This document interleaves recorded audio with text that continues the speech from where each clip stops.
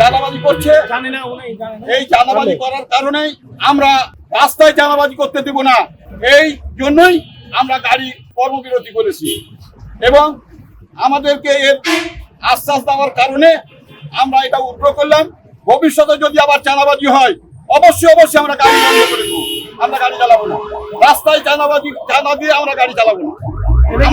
আমরা যেহেতু বহুদিন থেকে আমার 40 বছরের মোটর ডিপার্টমেন্টে আমরা স্থান থেকে যেখান থেকে আমরা গাড়ি ছাড়ি সেখান থেকে আমরা চাঁদা দিয়ে আসি।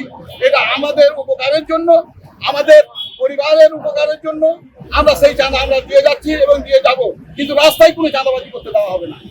যদি প্রয়োজন হয় তাহলে আমরা চিন্তা ভাবনা করবো।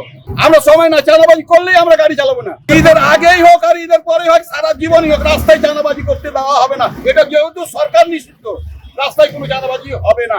আবার যদি চাঁদাবাজি হয় আমরা প্রশাসনকে জানাবো, প্রশাসন যদি না মানে আমরা অবশ্যই গাড়ি বন্ধ করে দেব।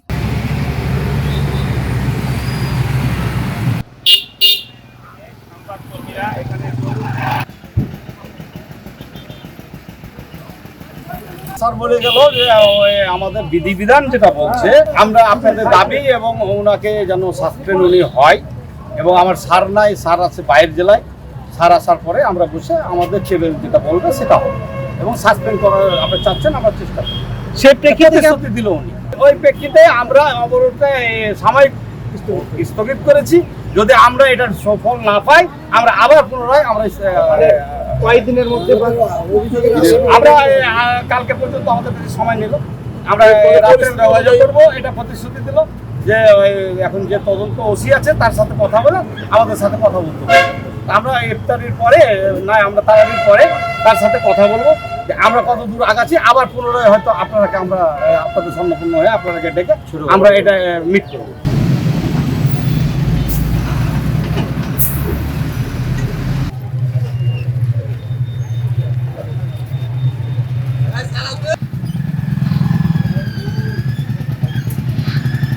যে রাস্তাটা ছেড়ে দিক তাড়াতাড়ি, আমরা ঢাকার উদ্দেশ্যে যাবো, ঢাকায় যাত্রী বিক্রি আছে, যাত্রীদের আমরা এখানে 2 ঘন্টার উপরে রাস্তা বন্ধ। কেন বন্ধ? তুমি শুনতে পেয়েছেন? শুনতে পেয়েছি যে জয়েন্ট সেক্রেটারির সাথে প্রশাসনিক একটা গেল যাবে। এই যে জয়েন্ট সেক্রেটারি বা অন্যান্য সমস্যার কারণে আপনার ভোগান্তিতে হয়েছে, এটা সমস্যা? এটা তো জনগণের সমস্যা, আমাদের আপনার নাম কি? বলবো আমরা।